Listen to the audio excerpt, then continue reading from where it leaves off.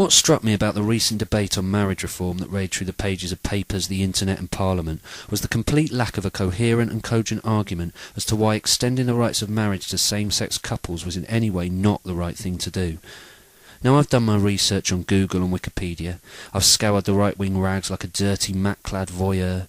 I've fervently followed the hashtags on Twitter and read the comment sections on internet press forums, and my meticulous analysis has led me to believe that all opinions posited by the naysayer traditionalists range from the ill-informed to the unequivocally insane.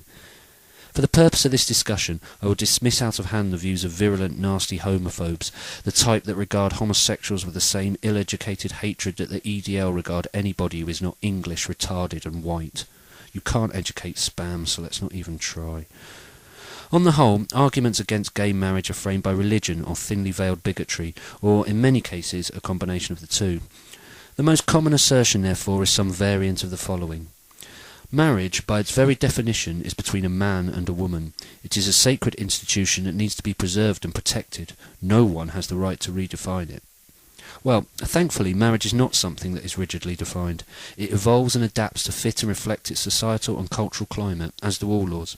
If it didn't, then old men would still be able to have sex with prepubescent girls, as they did up until 1929, something the law now recognises as paedophilia. Furthermore, marriage has not always been solely a bond between a man and a woman. There are examples throughout history where same-sex partners have been wed with the sanction of the state. In ancient Sparta, in 2nd century Rome, and throughout the Ming and Zhou dynasties of China, all of which predate Christianity. Not that these small facts would bother Christians, far from it.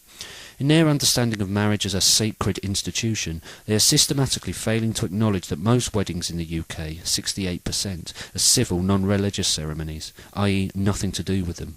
Yet the Church of England somehow believes that it has dominion over marriage, that a democratically elected government should seek the Church's approval before amending any marital laws.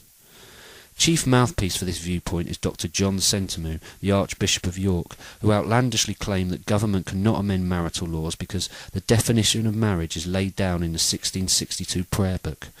Anyone with the slightest grasp of jurisprudence would disagree that a 350-year-old book of prayer can trump Parliament, which is sovereign and can legislate on whatever it likes. But this didn't stop Sentamu from spouting more bullshit. He went on to claim that if the government allowed the passage of equal marriage rights laws, it would be behaving like a dictatorship. This is a man who grew up under the oppressive regime of Idi Amin, who was imprisoned and beaten for speaking out against the then president and forced to flee to the UK. To suggest that the behaviour of his adopted country is dictatorial for striving to legalise equality, backed by the majority of the British public, is offensive and cheapens the plight of anybody living under a genuine dictatorship. Frankly, he should know better. And if Sentamu's hysterical protestations aren't absurd enough, how about Lord Tebbit, that leathery Tory with a face like a wrinkled sphincter who waded into the debate with characteristic swagger? For those of you who missed it, here's what his lordship had to say on the subject. When we have a queen who is a lesbian, and she marries another lady, and then decides she would like to have a child, and someone donates sperm, and she gives birth to a child, is that child heir to the throne? Good question, Norm. Any other salient viewpoints that you'd like to share? It would lift my worries about inheritance tax, because maybe I'll be allowed to marry my son. Why not? Why shouldn't a mother marry her daughter? Why shouldn't two elderly sisters living together marry each other? I quite fancy my brother. Quite right. If you let a man marry another man, whatever next? Before you know it, you'll be able to marry a dog, or a horse, or a table leg. Clearly, the arguments of Sentamu, Tebbit and their ilk are desperate attempts to legitimise intolerance, bigotry, and the fact that they clearly can't countenance the idea of gay union. Witness how Sentamu squeamishly refers to long-term gay relationships as friendships. Friendships are good for everybody. Thankfully, these people are dinosaurs whose views will become extinct and laughable with the passage of time.